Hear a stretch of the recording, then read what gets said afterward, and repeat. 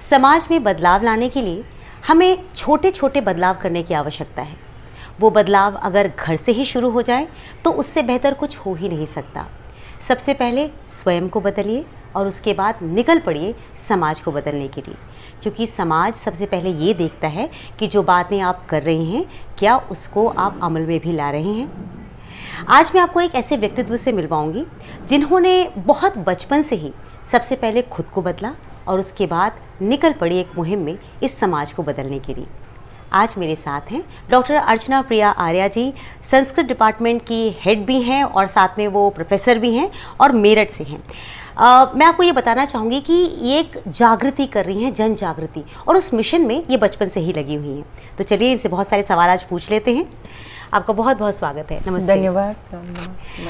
Doctor अर्चना, मैंने ऐसा सुना है कि आप लोगों को जागरूक बनाने के लिए आप जागृति मिशन के ज़रिए काम कर रही हैं। मुझे आपने ये भी बताया था कि आप बहुत बचपन से इस कार्य में लग चुकी हैं। 10 वर्ष की आयु जो है वो अपने आप को संभालने के लिए ही बहुत बड़ी आयु होती है। मतलब हमें यही नहीं पता होता कि हमें उठना बैठना कैसे है, लोगों से मिलना और बात करना कैसे है। आप 10 वर्ष की आयु से जन जागरण का कार्य कर रही हैं। ये आपके अंदर ये चेतना जगाई किसने? ये चेतना मैं गांव से हूँ। अच्छा। आपको बता दूं तो गांव में मैं आर्य समाज से संबंधित हूँ। तो आर्य समाज का एक कार्यक्रम हुआ था 1996 में जी। जब मैं 10 वर्ष की थी। तो मैंने वहाँ पे देखा कि लोग आए थे, विद्वान विदुषियाँ बहुत आए थे। तो मैंने कहा कि पिताजी से कि मुझे भी इस तरह से, जैसे उन्होंने प्रवचन किया, उपदेश किया समाज सुधार के लिए, तो मैंने कहा मुझे भी ऐसे ही करना है, मुझे भी ऐसा ही बनना है। तो बस तभी से मैंने ये शुरू कर दिया था। पिताजी ने मैंने जैसे कहा सारा उपलब्ध कराते गए और बस मैंने फिर ये कार्य शुरू कर दिया। अपने पिताजी से प्रेरणा लेकर के मैं गांव-गांव, शहर में, जैसे भी मैं छोटी थी बस करती चली गई, उपदेश दे करके। शुरू में मैं कुछ भजन भी गाती थी। अच्छा। और आपको एक बात और, मेरी बहन भी थी मेरे साथ में। अच्छा। मैं 10 वर्ष की थी और वो 7 वर्ष की थी।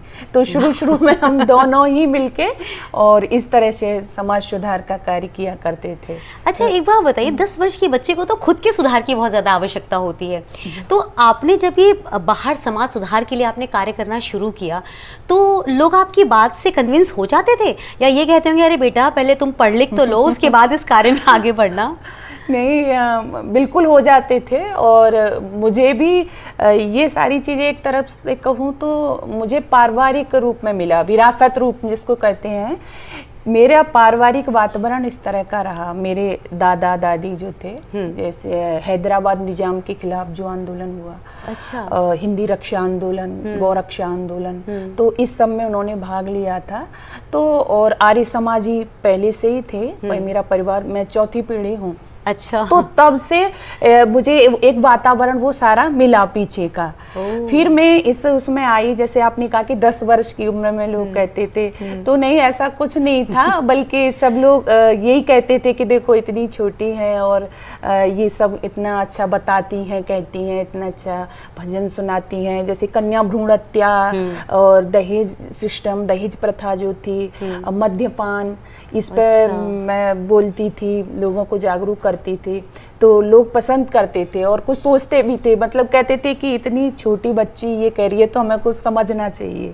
तो ऐसा नहीं हुआ। लोगों ने भरपूर प्यार दिया और मेरी बात को सुना भी उन्होंने। क्या बात है।